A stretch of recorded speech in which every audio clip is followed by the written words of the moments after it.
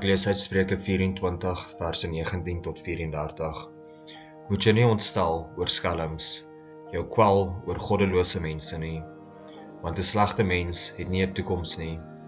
Die lewenslig van die goddeloses word uitgedoof. Dien die Here my seun en ook die koning. Moet jy nie ophou met oproermakers nie. Hulle ondergang kom skielik. Niemand weet wanneer die Here en die koning hulle vernietig nie.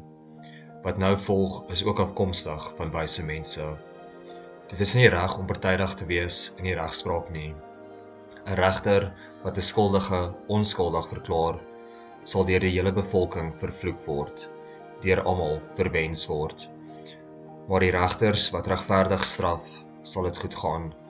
Hulle sal geseën word met voorspoed. Iemand wat eerlik antwoord, is 'n ware vriend. Sit eers jou werk buite aan die gang en bewerk jou lande. Daarna kan jy huis bou.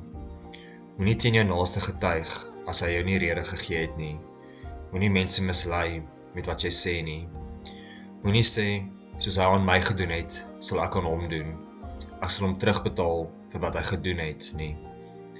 Ek het by 'n lui mens se land verbygestap, by 'n onverstandige mens se wingerd.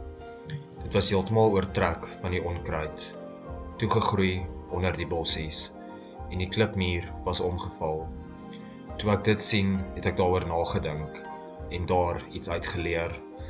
Nog 'n bietjie slaap, nog 'n bietjie slymer, nog 'n bietjie hande vou om te slaap. En daar kom jy armoede aangestap. Daar oorval die gebrek jou soos 'n inbreker, sonder dat jy dit kan keer.